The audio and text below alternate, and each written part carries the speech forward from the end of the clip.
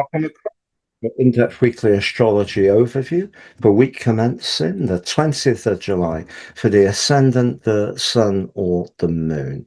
Gonna share the big themes of the week ahead to begin with, unpack your event chart on screen, go through each of the influences in detail, and by the end of the video, you'll have a clearer picture of what the planets offer in terms of your energy, work, relationships, or finances.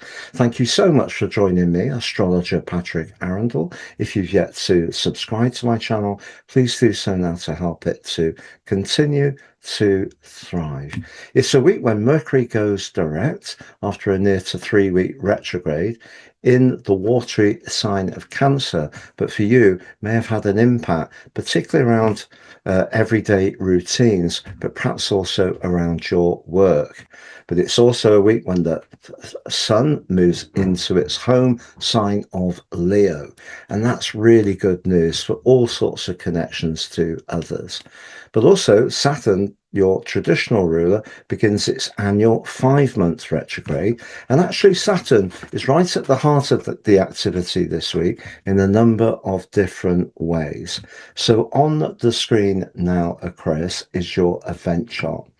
Now you can see from the illustration the Barbault Basket, and that final part of the jigsaw in a way was with the moon at 4 degrees in Libra late on Sunday, joining in with Jupiter, with modern ruler Uranus, Neptune and Pluto in Aquarius. But that's moving on as we go into Monday and comes into an opposition with Saturn. So you could find yourself thinking about something quite seriously on Monday and perhaps feeling maybe a little bit lower about the energy that it's about. Perhaps it's about some work you need to attend to. Maybe it's some energy in your community. Perhaps it's to do with a neighbour, even with Saturn in that third house.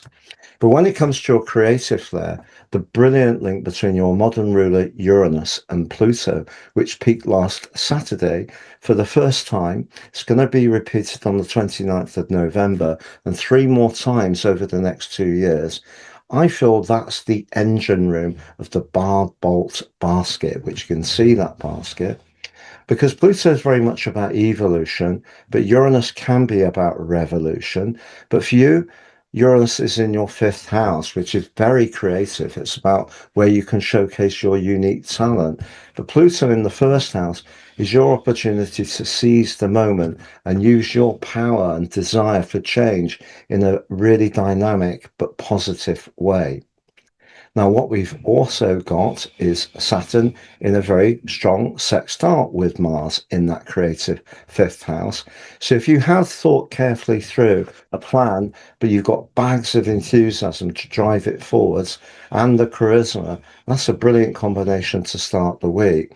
What's more challenging is that despite the fact that Mercury is preparing to go direct, it's affected by Saturn. So one of the things I would say at the start of this week is don't try to do too much. Pace yourself, because it is important to manage the details, even if we know that Mercury is starting to head forwards. The sun moving into Leo, though, for the first time in 11 years, is met by the abundant and upbeat energies of Jupiter. They come into an exact conjunction on the 29th, an incredibly powerful Kazemi. But what the sun does is then joins in with the Barbault Basket. But I think it's worth saying that that's very much about mundane astrology, which is about the big picture, how things work with politics, international affairs, and the direction of travel for society. But I think if you have got any planets on any of these 4 degree points, you have got a great opportunity to work well with them. So the sun moving into that area interacts with Uranus, obviously is coming towards the conjunction with Jupiter, links back beautifully to Neptune, however, it is in an opposition with Pluto. Now that will forge exactly next week. Now, the sun in Leo is very much about showcasing our individual talent, and it can be about the individual, whereas Pluto is asking us all collectively to be mindful of the community. So there could be a little bit of a push-pull if there is someone you're strongly drawn towards. The thing is, I think you can, with your extra radiance the sun will give you, have a very strong chance of cultivating a new relationship professionally or in a personal context, but perhaps don't try too hard. And talking of relationships, if you remember last week, Venus, the planet of relating, in that passionate eighth house, did square off with your modern ruler. If you felt someone was being a bit clingy or a bit unpredictable, or maybe it was you that felt like you wanted to do something on your own individual terms, that may have created some tension. And that could be repeated later this week as Venus comes towards and meets into a square with Mars. And maybe the practicalities of a relationship and the desire for perhaps being more flirty or having a more enjoyable time won't quite match. So that could test a relationship. But I think the sun moving into the sign of Leo does give you an opportunity to improve harmony, but it is about balancing that part of you that's become so much stronger in the last couple of years in terms of showcasing what you believe in and what you want to do as an individual, and why not. Now, I mentioned that Saturn was very important this week, has that great link with Mars, a more challenging one with Mercury. But as the week goes on, Venus does link back in a quincunx with Saturn.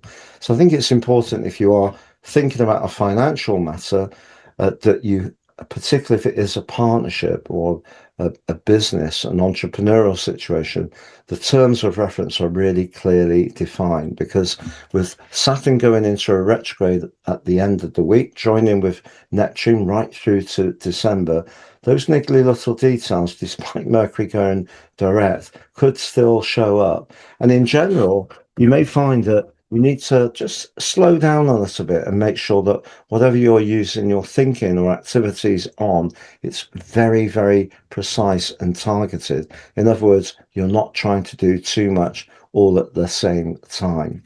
I'm going to summarize those 4 areas of vitality: work, relationships and finances next, Aquarius. Just to say, you can watch your Pluto trine Uranus deep dive video. It's called Evolution or Revolution. Please click on the italic eye on the screen, or I'll put it under this video, the link. Also, I've produced a video for the last 6 months of the year. Widen the lens, give us the big picture of what we can expect. And that too is under this video. Now, I've reduced the price on my personal horoscopes, and you can get your 2027 and the rest of 2026 transit forecast absolutely free. You also get your Draconic soul karmic analysis free. All you have to pay for is your life roadmap, which is your natal horoscope. Please see below for more. If you would like to work with me one-to-one, or would like to sign up for a free daily written horoscope, please see below too for those. So in terms of those 4 key areas, I think if your energy has been affected recently, it may have been your nervous energy, because Mercury is very much about the nervous system, but the 6th house is very much about our general vitality. So if you have just felt quite frustrated or a bit run down of late, Mercury going direct will be very helpful. The sun, on the other hand, probably has been urging you, along with Jupiter before that, to gain more information about some more virtuous approaches to life, put it that way. But I think as this week goes on, relationships really do come to the center of your focus. And they can be in a romantic sense or just in a collaborative way. But certainly there's a lot of sunshine flooding into this part of your chart, which is really exciting.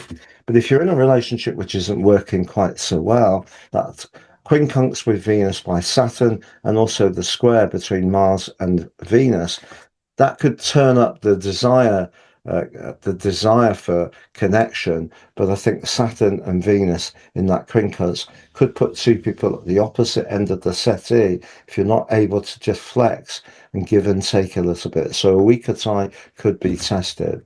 In terms of finances, Well, you do have Venus in that 8th house, and maybe someone you're involved in a more constructive way could have some good fortune that then can flow into your situation as well. It's been a real pleasure being with you, Aquarius. Have a great week, and thank you so much for joining me, and hopefully see you again soon.